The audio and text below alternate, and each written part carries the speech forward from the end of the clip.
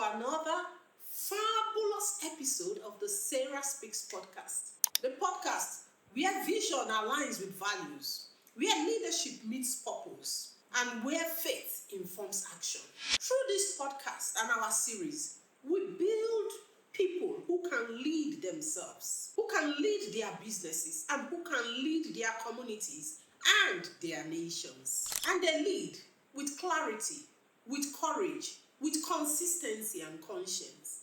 And that is what we want to do through our series in 2026. Build up people, build up leaders, leaders with conscience, leaders with values, leaders with focus, leaders with visions, and leaders who are aligned and consistent in their choices, choosing right every day to enable them meet their goals and achieve their objectives. I'm your host, SarahSpeaks Podcast, and today we are bringing you another powerful edition of the SarahSpeaks Podcast. Today we'll be talking about something that is really what many of us hope to achieve. Becoming like the leaders we admire. Many of us want to be like Obama. Many want to be like Clinton. Many want to be like Tony Blair. Many want to be like Angela Merkel. Many people want to be a Dangote. You want to be a Tony Elumelu. You want to be an Ige Mokwede. You want to lead the same way you have seen Obasanjo lead. Or is it Okonjo Iweala?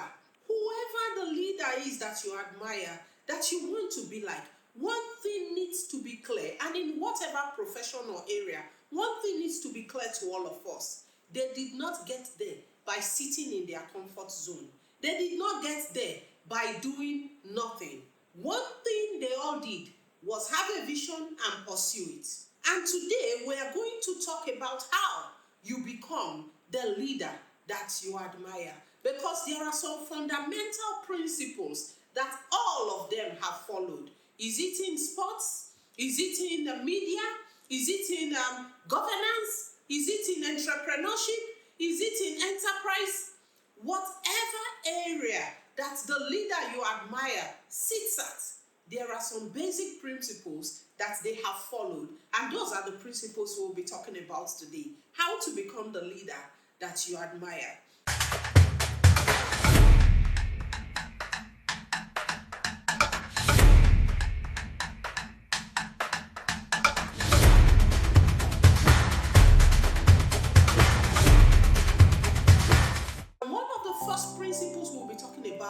Is consistency. Yes, we've spoken about it in our past podcast. You can go and look at it. We have a full podcast on the power of consistency. But today we're going to talk about it as one of the traits of a great leader. Consistency is the silent builder of great destinies. It rarely trends. It's not something you see, oh, this person is consistent in doing the right thing. Oh, they are consistent in making the right choices. It might not trend, but it always wins. Jim Rohn once said, success is not magical. You don't wave a wand and it just comes to pass. It is something that is built and acquired. Success is the consequence of consistently applying basic fundamentals, making the right decisions, making the right choices every day, every time, following the same routines. It might not be exciting, it might not be trend-worthy, but just consistently doing the little things, right things over time leads to the expected results and outcomes. Most people overestimate what they can achieve in a week. You can't become a maestro in 1 week. You can't become an expert in 1 week. But we underestimate what we can achieve by consistently doing the same thing, applying the same principles over 5 years. You study for 1 hour every day. In 1 year, you have studied for 365 hours. Imagine what you could learn, the skills you could build up, the information you can gather, the knowledge you can collect in 365 hours of learning. 365 hours is just 15 days in your year.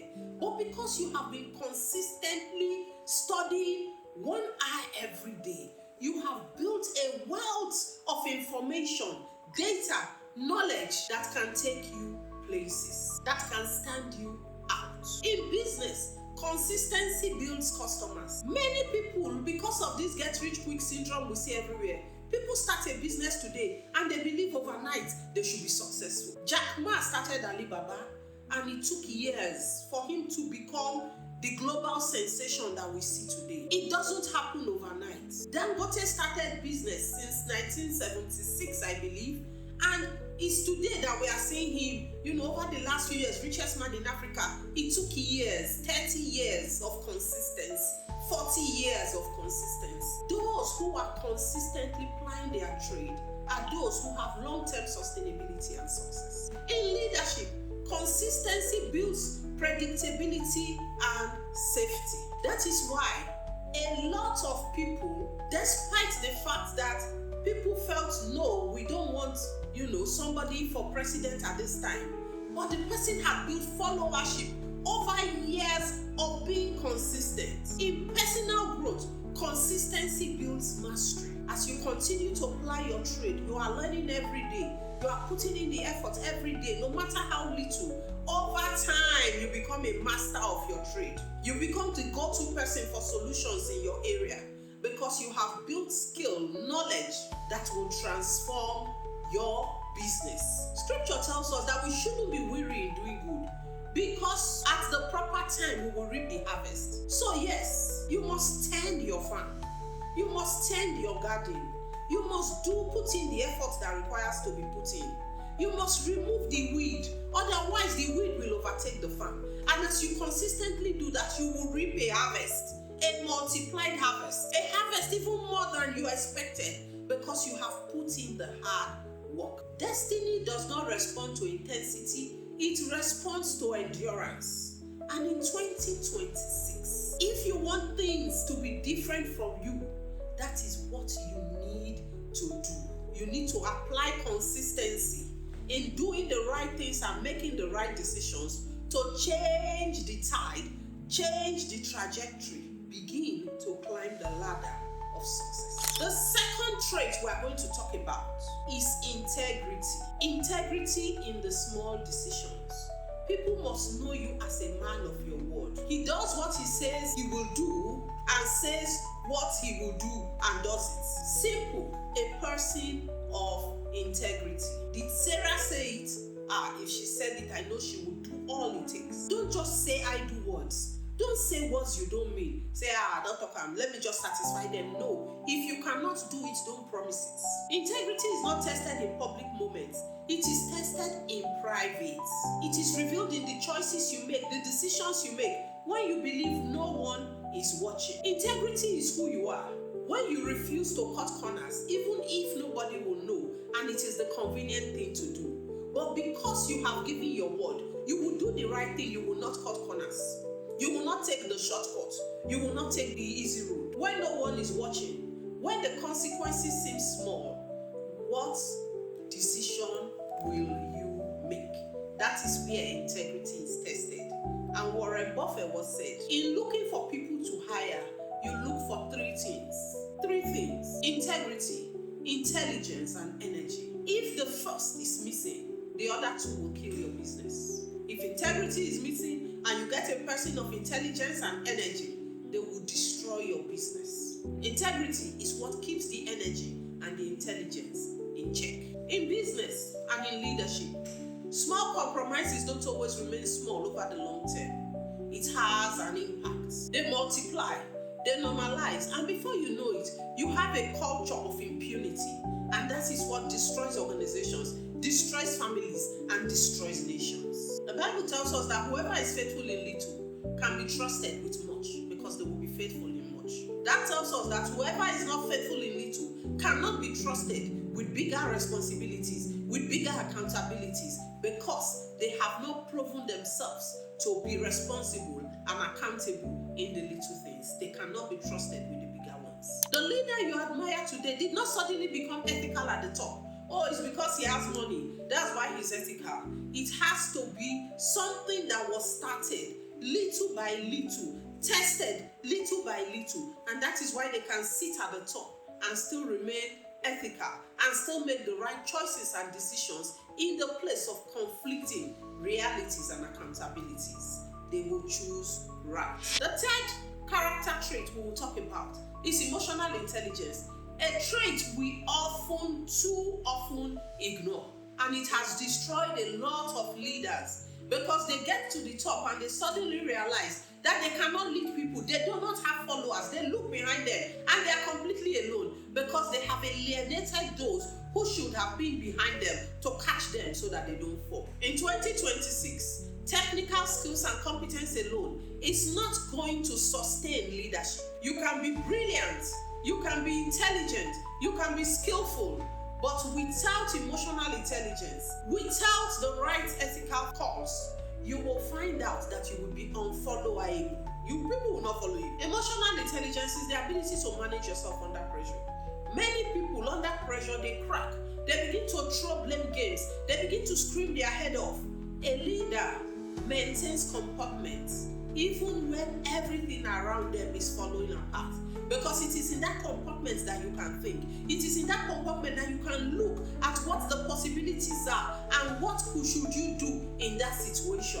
A leader maintains comportment even in crisis. A leader is able to read the room accurately.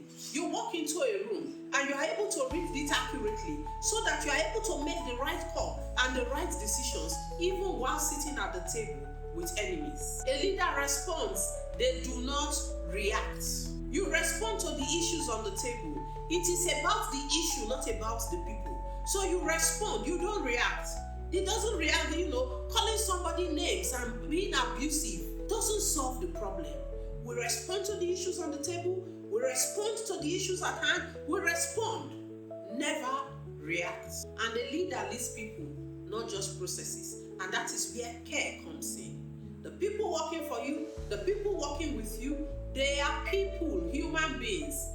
They are not machines. They are not robots. And we need to know that when something goes wrong with someone who has been working for you and delivering for you, it's not to react based on today's mistake, but to find out what are the issues. Is everything okay?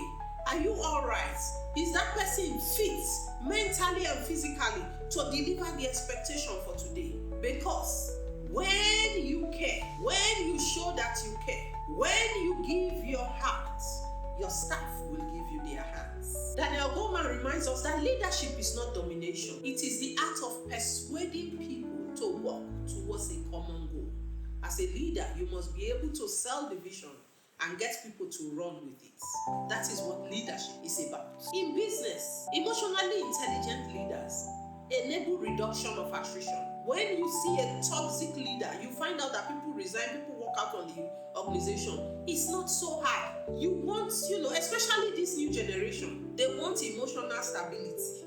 So anything that just feels like too much stress, they will take a walk. So as a leader who wants sustainability of your business, you can't be changing staff every day. And it is emotional intelligence that enables you to reduce attrition. In teams, emotional intelligence enables you to establish psychological safety so that your people feel that the team is a safe place for them to express themselves, for them to bring their best self forward every time because they know that they can be vulnerable and it will not be taken advantage of.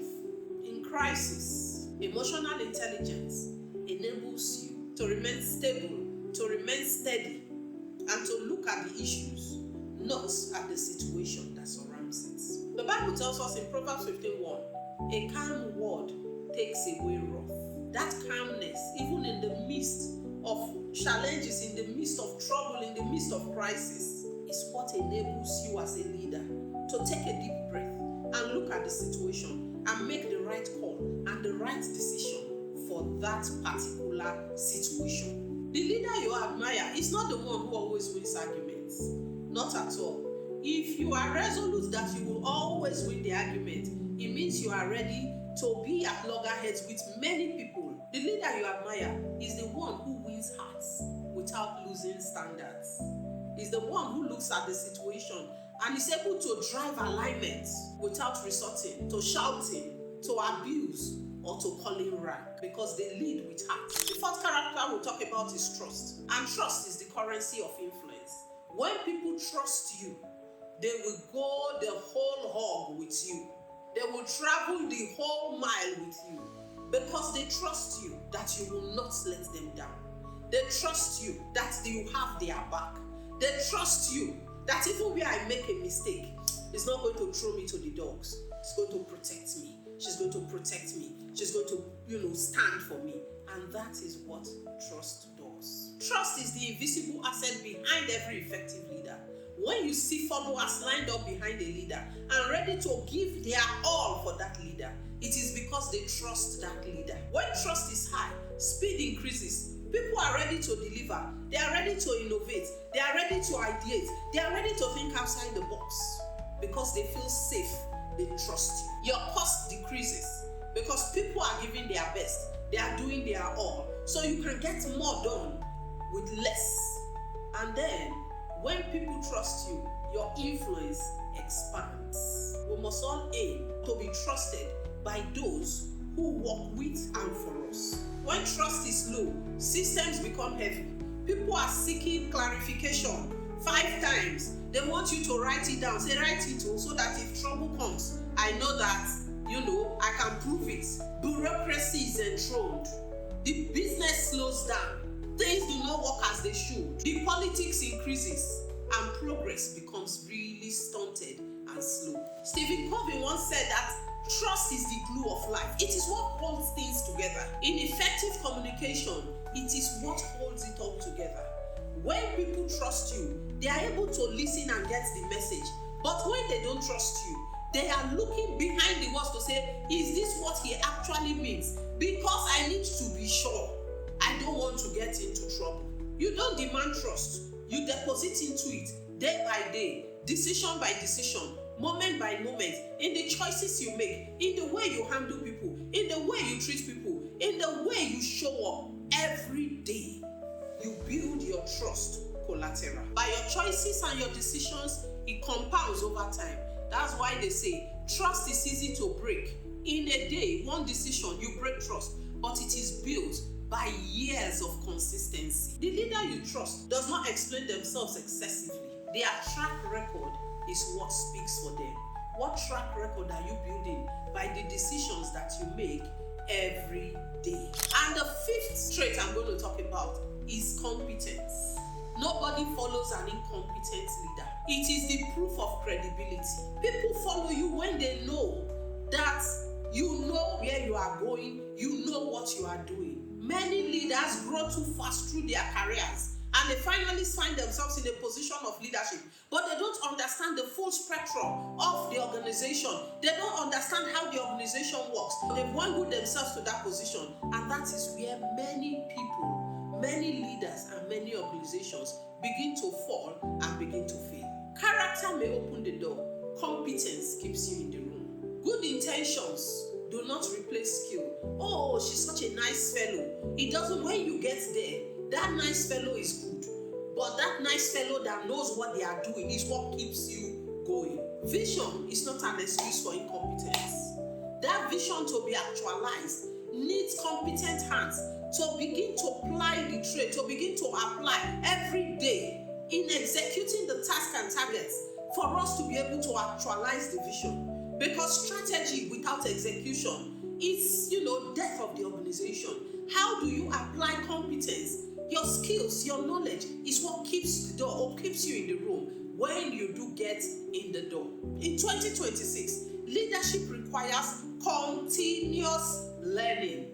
You must continue to build your skills. You must continue to learn. You must continue to know that you don't have all the answers. And the least important person in your organization, in your estimation, might be the person that has the answer to the questions that everybody else cannot answer.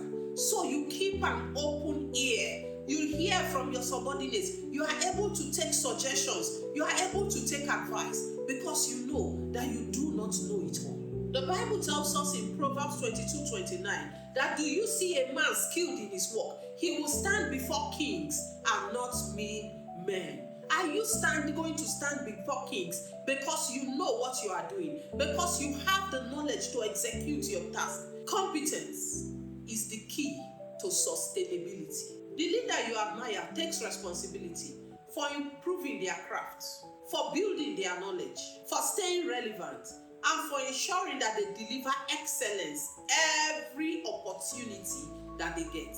Because conscience without competence frustrates progress. As we journey through 2026 on Sarah Speaks, this is our collective commitment that we will become the leaders that we admire through building the traits, the habits, and the skills that they have mastered over time. We are going to lead with clarity, and this means that we are going to be clear on what our why is, and we are going to apply it. We are going to lead with courage.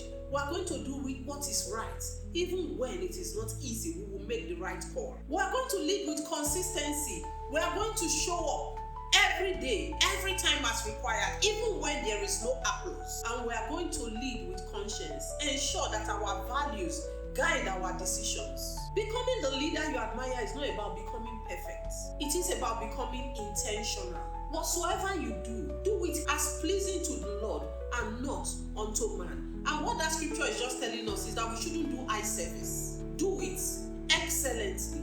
Do it unto God. Thank you for listening to Sarah Speaks. As we journey through 2026, let us remember these 5 traits that birth great leaders, that many of the leaders we admire in the world today have over time applied to be at the altitude of their careers, their professions, and their business, because they have applied it every single day.